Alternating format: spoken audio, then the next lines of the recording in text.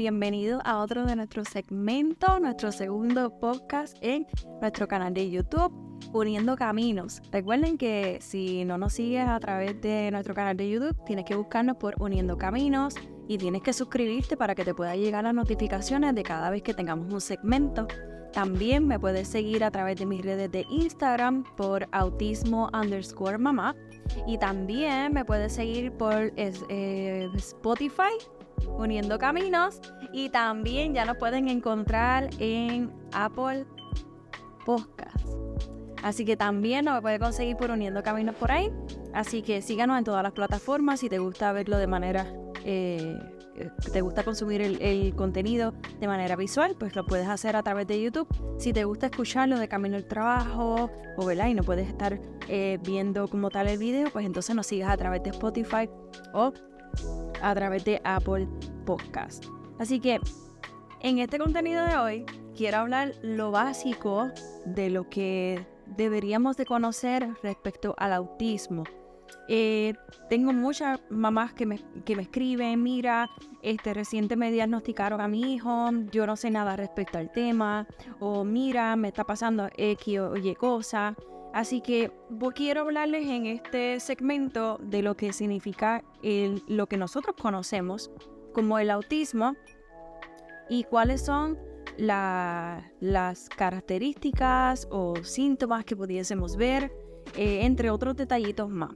Así que antes de comenzar todos los detalles, lo más importante es nosotros saber qué es el autismo. Hay muchísimas definiciones que se han dado durante el paso de los tiempos. Hay muchas personas que son pioneros de esta condición que han dado, al pasar el tiempo, dieron muchos significados, muchas de las cosas que en ese momento se investigaron y al sol de hoy hemos reducido esa información. Uno de los significados que se les dio, que se los voy a leer aquí, en el tiempo de uno de nuestros pioneros, categorizaron o le dieron el significado al autismo de esta manera. Discapacidad del desarrollo por dificultades cognitivas a nivel cerebral o afecciones caracterizadas por desafíos con habilidades sociales. Hoy día simplemente lo reducimos y le ponemos trastornos de neurodesarrollo o trastornos neurológicos. Con eso abarcamos todo lo que significa el autismo. Uno de nuestros pioneros más importantes fue Leo Kanner. Leo Kanner fue el que dio el concepto como tal del autismo y él estuvo entre los años 1894 hasta 1981 y él fue la primera persona que puso este concepto y no solamente eso, sino que le dio sentido y le dio forma a lo que nosotros conocemos hoy como autismo o en sus siglas TEA. Pero algo bien importante que nosotros debemos de entender, y quiero mencionárselos en este segmento, es que el autismo no se hace, el autismo se nace. ¿Y qué significa esto?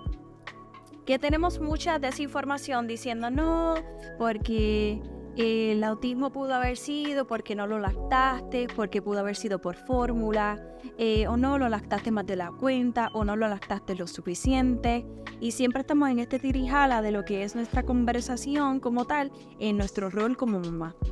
También mencionamos muchísimos comentarios respecto a la vacuna. Ay, Dios mío. Ese tema es bien delicado, la vacuna. Todavía hay personas que piensan que las vacunas son un factor para que un niño tenga autismo. Y déjame decirte que eso es totalmente incorrecto. Las vacunas no son un factor para que tu chico o tu chica tenga autismo. Las vacunas no tienen ninguna evidencia científica al momento que hable sobre las vacunas. Adicional, las vacunas adquieren con el tiempo del desarrollo versus que el autismo naces con él por muchos factores, entre estos área neurológica cerebral, por lo tanto es algo que desde bebé lo tiene y simplemente podemos notar los síntomas en los meses, años que el niño se va desarrollando. Por lo tanto, las vacunas no son un factor para que tu niño tenga autismo, pero eso lo vamos a hablar después porque si hablamos de las vacunas ahora, nunca terminamos. Otro factor es el tipo de crianza. Hay personas que sí le dedican tiempo a sus chicos cuando son pequeños para enseñarles las líneas, les enseñan vocales, les enseñan letras, les enseñan a hacer dibujitos. Y hay otras mamás que por X o Y razón, que no vamos a entrar en eso, no le dedican tal vez ese tiempo, y hay personas que piensan que por esa falta de educación de parte de los papás durante, ¿verdad?, su etapa pequeña, piensa que es un factor también determinante para el autismo, y no es así. O sea, tenemos que quitarnos de nuestra mente que estos factores que van durante el proceso influyen para que un niño tenga autismo. ¿Ok?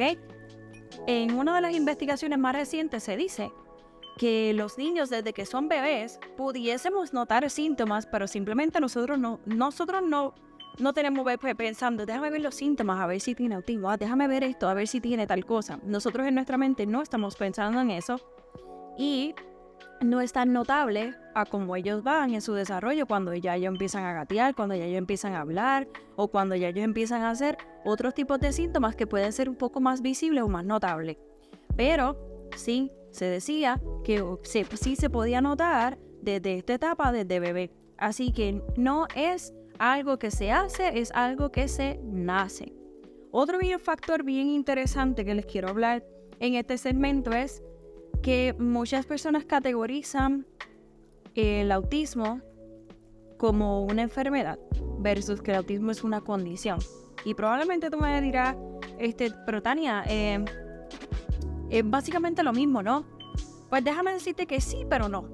La enfermedad y condición son significados completamente diferentes, y aunque sí pueden estar correlacionadas de acuerdo al proceso que esté viviendo esa persona en el momento, enfermedad y condición es bien diferente.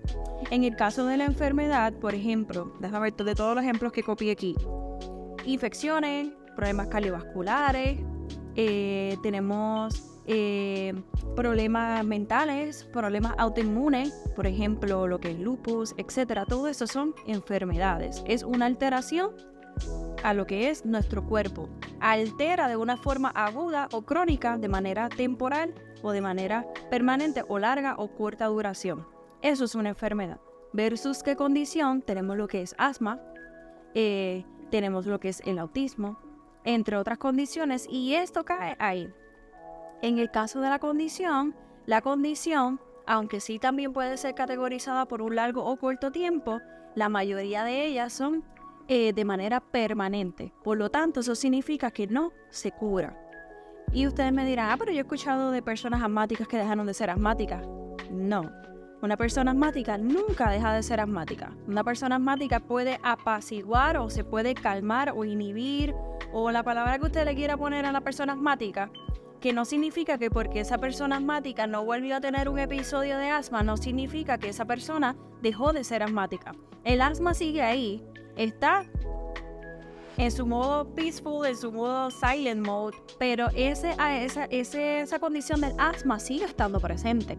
Por lo tanto, condiciones como esta es lo que hace que nosotros podamos decir, ok, pues entonces el asma siempre está ahí, el autismo siempre va a estar ahí. Eso significa que aunque pueda tomar muchas terapias y pueda tomar lo que sea, esa condición siempre se va a quedar ahí. Y esa es la diferencia entre lo que es la enfermedad y condición. Leo Kanner, volviendo a él, fue uno de los pioneros porque él, después de la Primera Guerra Mundial, él comenzó a investigar sobre el tema, él estaba muy interesado en el tema. A la misma vez que Leo Kanner estaba investigando eso, nosotros tenemos a lo que es el famoso Asperger, Hans Asperger, estaba en otro lugar haciendo unas investigaciones similares, pero la investigación de ellos no se vino a juntar hasta unos cuantos años después. Hans Asperger fue mayor que Leo Kanner, sin embargo Leo Kanner fue el que hizo una investigación más completa y más temprana que Asperger. Así que, ¿cómo fue la investigación de Leo Kanner? Después de la Primera Guerra Mundial, él decide investigar, le dio curiosidad del tema, comienza a investigar sobre 11 niños en particular, 8 varones y 3 féminas, pero este trabajo le duró más o menos 30 años en él estudiarlo desde que eran bien pequeños hasta que más o menos llegaron unos 30 y pico años para arriba, y cada uno podía hacer su vida normal. ¿Qué significa? Que él estuvo estudiando la parte de la niñez, pero también estuvo estudiando la parte de adultez.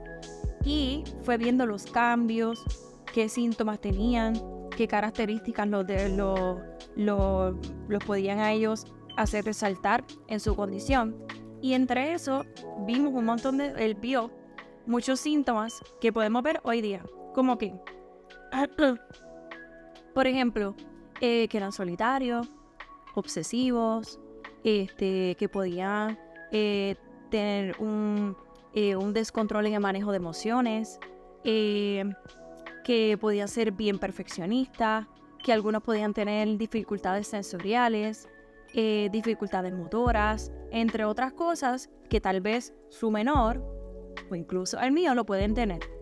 Ahora, algo bien importante, que aquí es algo que quiero destacar, no todos los niños con autismo van a tener los mismos síntomas.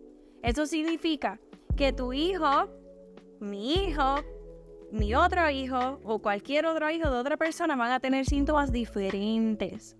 Porque cada cual tiene un desarrollo diferente, cada cual tiene pensamientos diferentes, emociones diferentes. Así que no todos los niños con autismo tienen los mismos síntomas. Y no tampoco todos los niños con autismo tienen que compartir la misma cantidad de síntomas para poder llamarse autista. Así que eso es algo que tenemos que entender. Y decir, pero es que mi hijo hace esto y el tuyo no. No, porque no tienen que hacer lo mismo. Pero es que a mi hijo le molesta el ruido y el tuyo no. No a todos los niños le tiene que molestar el ruido. No todos los niños son antisociales. No todos los niños son agresivos. No todos los niños tienen la misma dificultad sensorial. ¿Está bien? Así que cada cual va a tener una característica diferente y eso lo va a clasificar bajo su condición a cómo él se va desarrollando. Y Leo Kanner se dio cuenta de esto. Dijo, espérate, ellos no se desarrollan igual, no tienen las mismas cosas y al final de todo, cuando se hicieron adultos, no tuvieron los mismos, el mismo resultado. Habían unos que estaban trabajando en una área, otros estaban trabajando en otra, así sucesivamente. Así que él, luego de esto, él dijo, al final, dijo, ok, pues entonces estos son síntomas globalizados. No todos las tienen que compartir, pero estas son las cosas que los hace ellos más o menos similares dentro de ese espectro del autismo. Así que hay un dato bien importante. Hay que recordar que para ese tiempo no existían terapias. Para el tiempo de los 1800, 1900 empezando, no existían terapia ni ayudas, la educación no era igual, no se conocía mucho del tema. Así que, ¿cómo era el trato de muchos de estos niños con autismo? Casi siempre eran golpes, los rechazaban, los marginaban. Muchos de ellos fueron, ¿cómo se le dice? Que fueron ingresados en instituciones mentales, porque eso era lo que se pensaba, que cuando hacían cosas así es porque tenían problemas mentales, porque antes el autismo decían que era esquizofrenia o que era una psicosis. Así que antes se pensaba que eso era, que estaba mal de la cabeza, que estaba loco y que había que desecharlo, vamos a ponerle una institución mental porque este niño no puede funcionar dentro de la sociedad. Así que antes se pensaba que entonces esto era algo que estaba completamente fuera de lo normal y se trataba de esta manera a ellos. Así que todo aquel que no actuaba de la misma manera que tenía que actuar una persona normal, pues no podía encajar dentro de esa sociedad. Por eso se maltrataban, por eso se marginaban y por eso se rechazaban. Así que, luego de esto, comenzamos a ver que hay ciertos factores que pueden influir en lo que es el autismo. Por ejemplo, una de las cosas que decía Leo Kanner era que podía haber unos factores genéticos. ¿Qué factores genéticos? Aunque muchas personas probablemente no están de acuerdo con esto, hay muchas personas que piensan que los factores genéticos no tienen que ver con la condición del autismo. Pero vamos rapidito aquí a explicarte por qué yo puedo pensar, usted no tiene que pensar igual que yo, pero por qué yo puedo pensar que es un factor genético también. Vamos a coger un árbol genealógico. Yo tengo a mis dos abuelos, tengo a mis dos papás y estoy yo. Dentro de todo ese árbol genealógico hay sangre compartida, cromosomas que se siguen transmitiendo, conductas, personalidad, forma de pensar, muchas cosas que son adquiridas bajo mi crecimiento, bajo mi crianza, pero hay otras que yo las voy adquiriendo por cosas que hacían mis familiares también, que no necesariamente yo la vi, pero se siguen transmitiendo a través de mi genética, a través de mi sangre. Hay que contar que no todos mis antecesores se alimentaban de la misma manera, no tenían la misma actividad física, tal vez en su salud tenían muchas condiciones o enfermedades, y esas cosas se siguen transmitiendo de paso en paso. Así que eso es algo que pudiésemos considerar el por qué pudiese ser genético. De hecho, el doctor, que lo tengo por aquí apuntado antes que se me olvide, el doctor Robert Melillo decía que actualmente tenemos 21 millones de niños con autismo a nivel global, pero que de 1 de cada 68, y algunos dicen que 1 de cada 55 pudiesen ser niños autistas. Eso nos lleva a pensar, ¿realmente es porque ahora tenemos más conocimiento o porque esto ha pasado de generación en generación por las cosas que ya mencioné previamente a través de la genética? Son algunos de los factores que pudiésemos considerar. Ahora, sí es verdad que tenemos más conocimiento, hay mucho más conocimiento, podemos describir o identificar mejor a un niño con autismo, y ahora sí se le pueden brindar ayudas, como lo es las terapias, entre otras cosas más, que se le pueden dar unas ciertas oportunidades para que los niños con autismo pertenezcan a la sociedad. Que aún como quiera, es un problema también para que pertenezcan a la sociedad hoy día, pero eso no es para hoy. Así que, disculpad. Así que, ¿qué queríamos llegar con eso? Que uno de los factores podía ser a nivel genético, podía ser factor alimentación, porque si yo me alimento bien, pero antes no me alimentaba muy bien, pero tengo todavía la genética de mi familia. Si yo ahora me alimento bien y hago que mis hijos se alimenten bien, yo estoy rompiendo un ciclo. Pero si yo no rompo ese ciclo, se sigue repitiendo las cosas. Así que también mi actividad física tiene que influir mucho. Y usted dirá, no tiene que ver nada con tus hijos. Sí, porque lo que yo hago, incluso desde mi embarazo, influye mucho en el desarrollo de mi niño. De hecho, muchos de los expertos han dicho que pudiesen inferir que si hay alguien con autismo en la familia es porque probablemente hay otro familiar que ya pudiese ser adulto que lo tiene y no nos damos cuenta. Así que por eso es que mencionan que sí pudiese ser un factor genético, y hay muchos otros expertos que dicen que no, pero yo puedo decir que sí. Usted no tiene que pensar igual que yo. Así que Robert Melillo dijo que ahora se podía hacer más común, no solamente por el factor previamente mencionado, sino porque ahora también vivimos con lo que es la era tecnológica, y también, aunque no es un factor para que tenga autismo el menor, sí es un factor para intensificar los síntomas del autismo. Por lo tanto, se puede reflejar de una manera un poco más notable, un poco más fácil.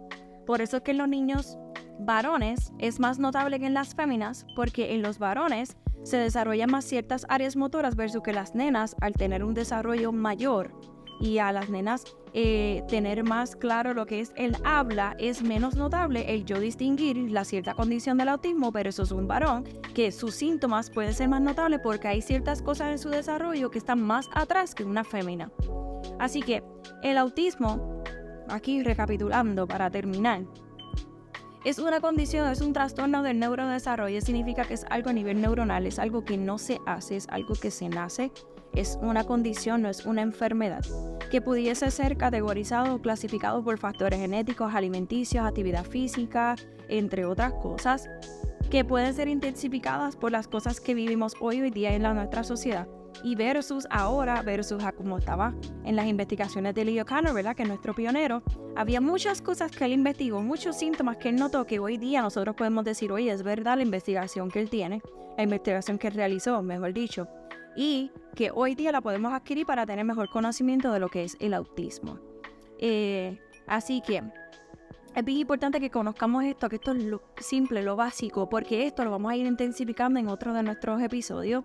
En el próximo episodio vamos a tener a nuestra primera invitada.